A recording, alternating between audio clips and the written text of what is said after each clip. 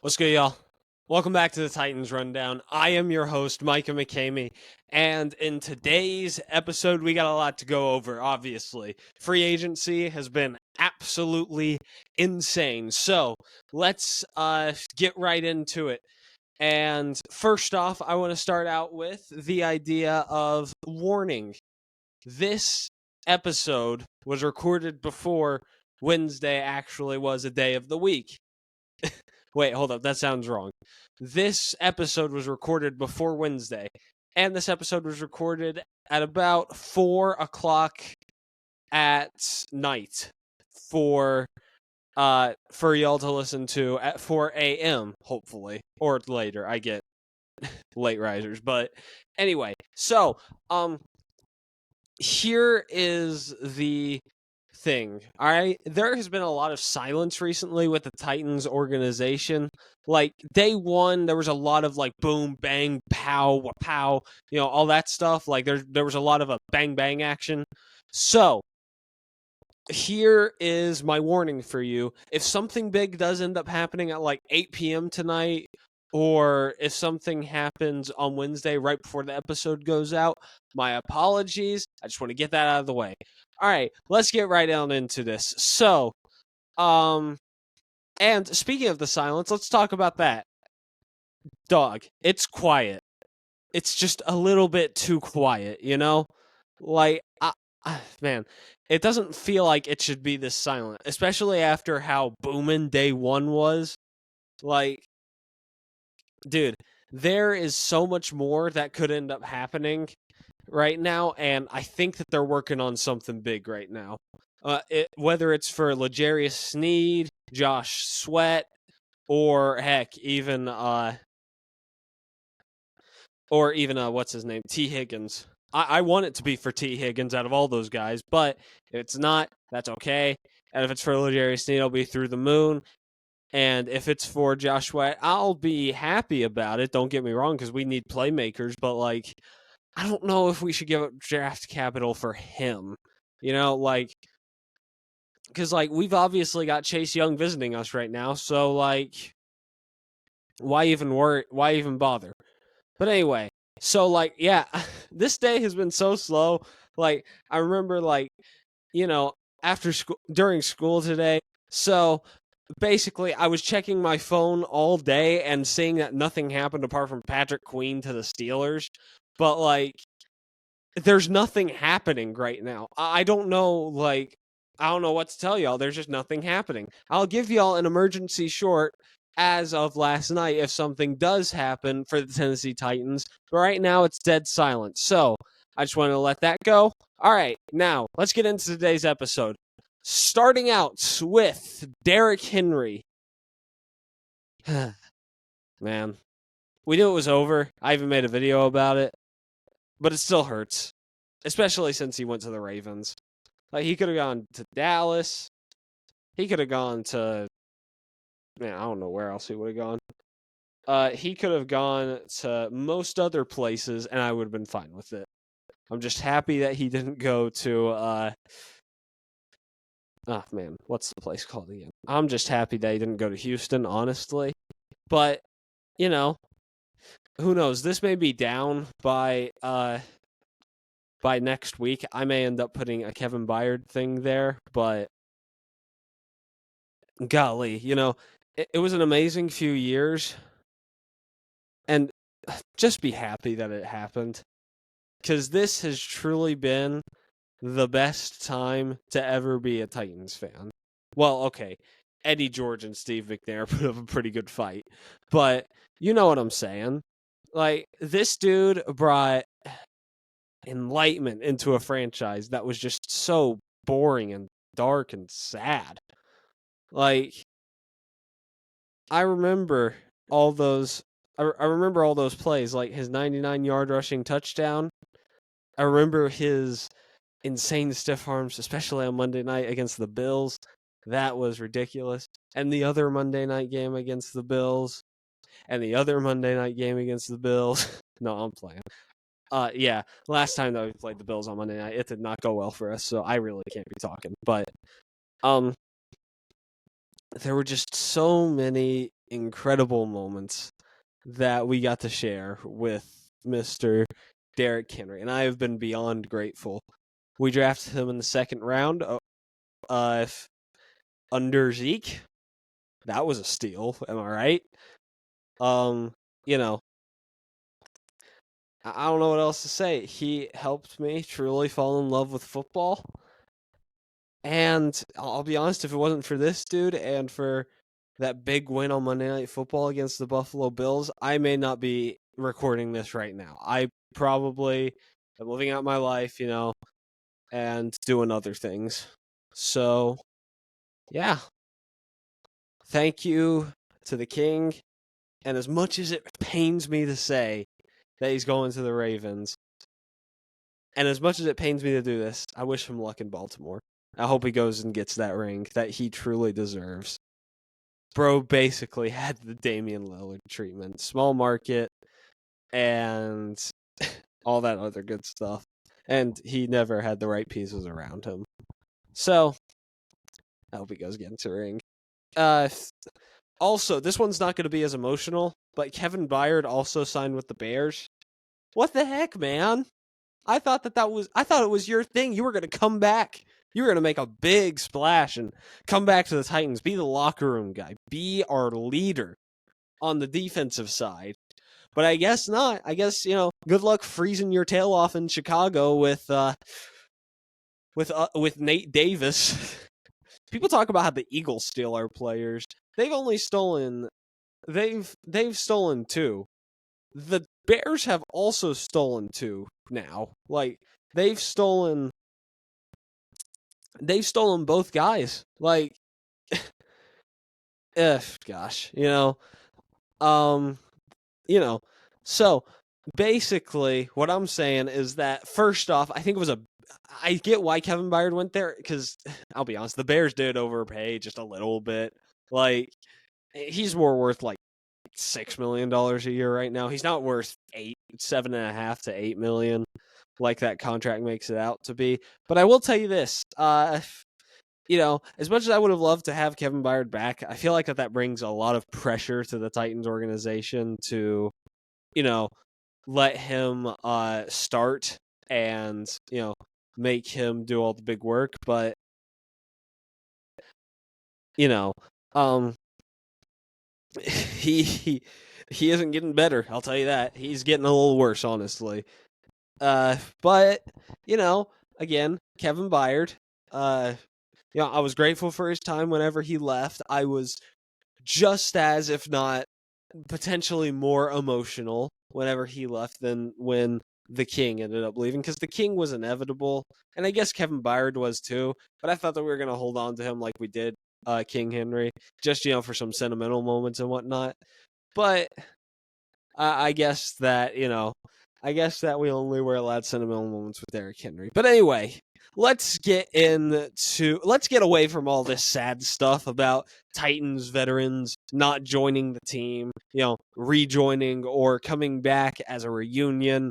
I still don't get why Kevin Byard didn't come back. Let's get into the fun part of today's episode.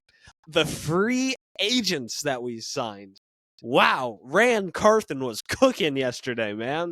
Like, he was cooking a nice little filet mignon with a side of some, like, amazing fries. I know how American that side sounds, but I don't care, because my whole audience is from America. I have no British viewers or anyone around the world, to be particular, if I'm being completely honest.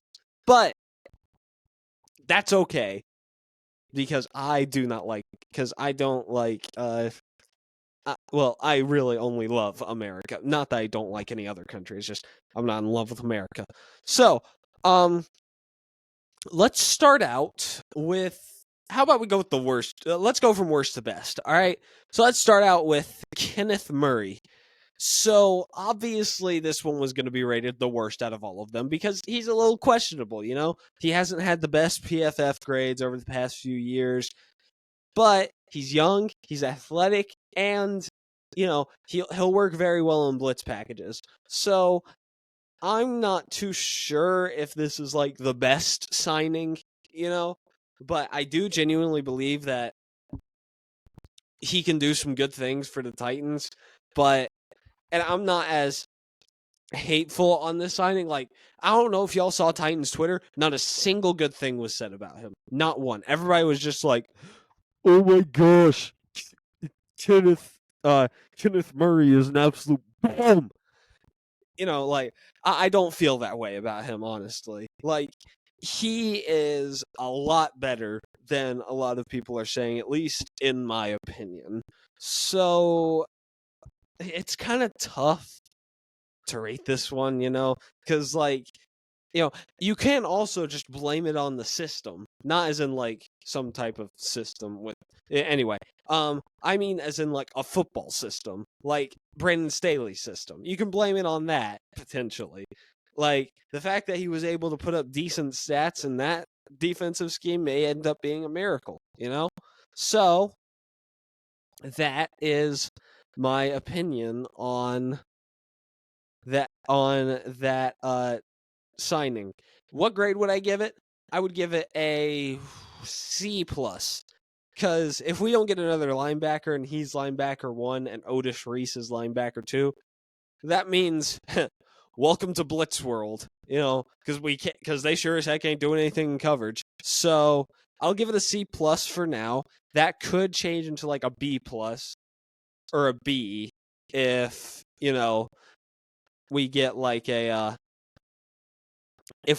Devin White or something like that, or an Isaiah Simmons would be awesome. But like I would give that an A plus alone.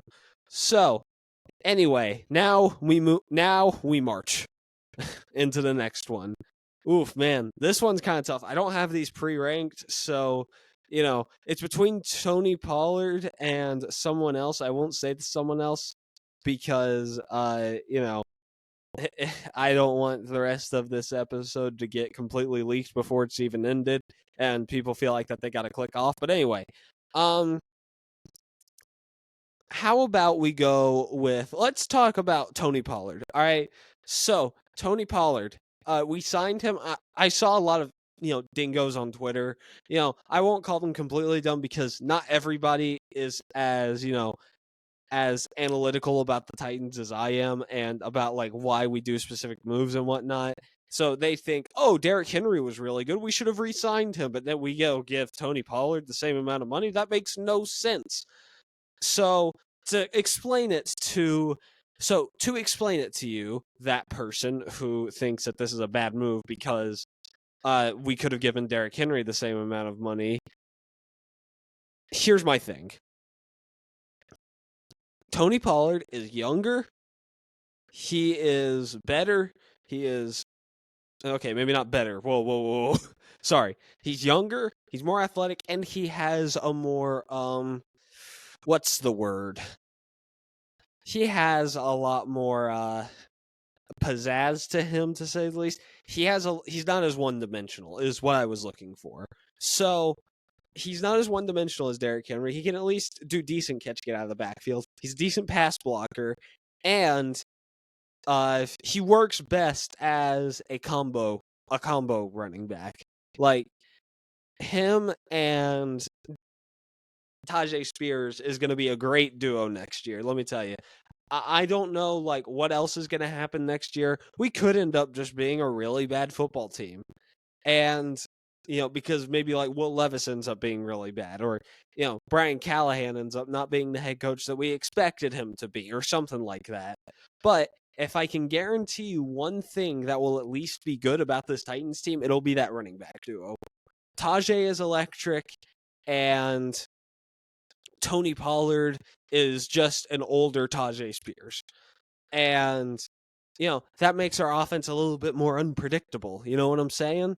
So yeah, this is probably the best. This is probably one of the best ones, and 3 and 2 are interchangeable. So honestly, I think that this is one of the better moves that the Titans made. Oh, I also want to mention this. This came out of nowhere. Like, I did not hear anything from anyone about Tony Pollard to the Titans. I was hearing like speculation about maybe like Tony Pollard goes to like a running back needy team. like someone that needs a solidified number one. Like he goes somewhere that like a Giants where Saquon left, or heck, even a or like I can't think of anywhere else, or like a Chargers where they need another running back. Nobody was telling me, oh yeah, the Titans are gonna go after him. So this was a surprise, but a welcome one. I'm gonna give it an A minus.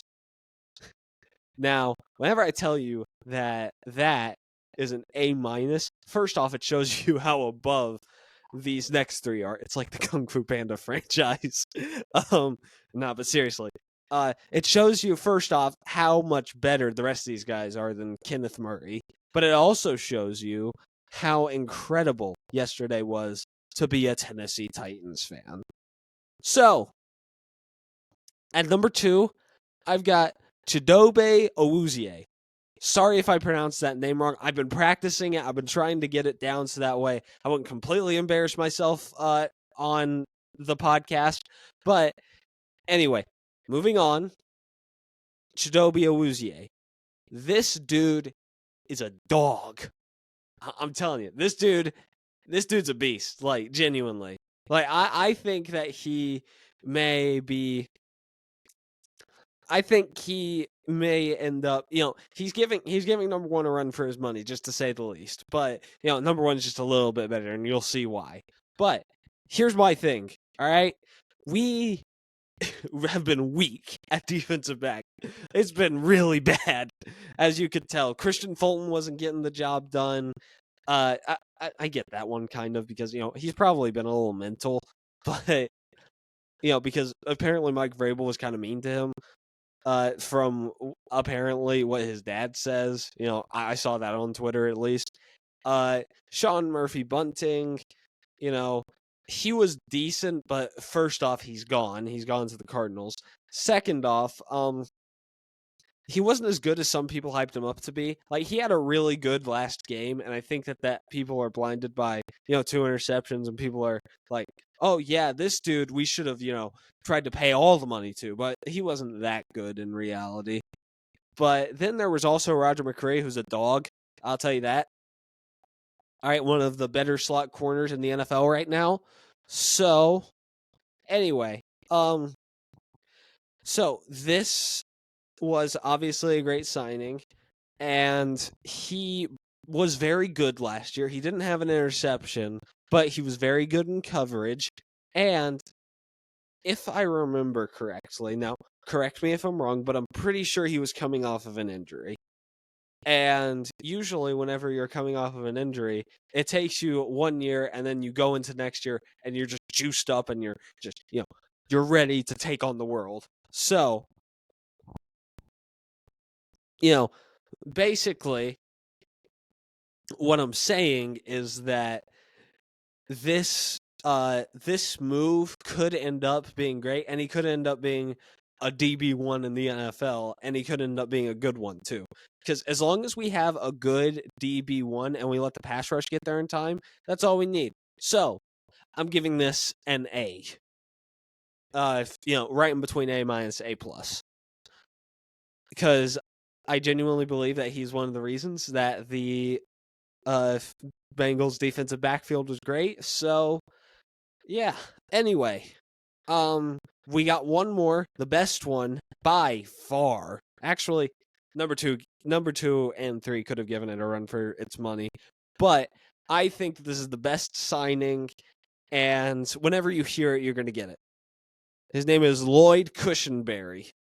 Again, I'm still trying to get that last name. We signed some really confusing last names. So, Chidobe Awuzie. This is by far the best signing. I said that 2 and 3 may give it a run for their money, but I'm changing my mind right now as I'm saying this. He's a center. He comes from the Broncos. He only allowed 1 sack last year, and he played in all 17 games. And it wasn't like the Broncos were so bad that he was getting toilet time. No, he was a starter. He was taking snaps consistently. Again, all 17 games, 1 sack. This right here is the reason that I am all in on the Carthan Callahan experience. All right? Because, like, something tells me. Now, I can't judge him too much because I'm not too sure what would have happened, but something tells me that Mike Vrabel would have tried to pound the table to go keep Aaron Brewer because he thought that that would be okay because he was a good run blocker. So, that's fine, but I genuinely think that this is the best idea. We have a pass blocker. He's going to elevate the O-line, and that is what we need right now. We need a game changer to stabilize the O-line. So let's hope that that's what he is and what he does. And we're going to have him for the next 5 years. I'll be in college by the time that he's done. So, anyway, I'm gonna give this one an A+. Now, right before I'm gonna get hold up. Obviously, best signing by far, and you got to be really caught up in the Titans media to know that this is the best signing because not that many people heard about this one. This kind of went under the radar. But anyway, before I wrap this up, I would also like to say there are a few more positions of need that we need to go after. Obviously, a linebacker one, because Kenneth Murray has the potential to be really good, but we need someone that's just going to be guaranteed at least decent, like a solid linebacker one, or somebody that would fit into the system. Wink, wink, Isaiah Simmons. So, also, let's go out and get a receiver. All right, we're not getting Calvin Ridley. That's just been made official. Because from what I can tell, he's really close to re-signing with the Jags.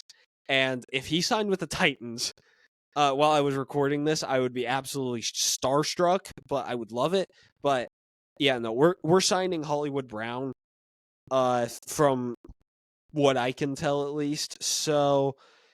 Anyway, moving on, we also need to address the right tackle position. Okay? If we can get a right tackle that can at least be stable, like a Jonah Williams, then we have Cushenberry, and we draft Alt, and we have Skronsky. That's all 5 positions can be taken care of. And right guard could just be like Radens, Petit Frere, or heck, if we even get Brunskill back, that could work. So, anyway, that is the end of the episode. I have Twitter, Instagram, and TikTok all under the Titans Rundown. And if you're listening to this in podcasting, I also have a YouTube channel. So, with all of the stuff that you need, except for Twitter and Instagram posts. That's the only thing that really is excluded. But anyway, that's going to do it all for me. This has been a rundown of your Tennessee Titans' amazing free agency so far. I love y'all. Tighten up.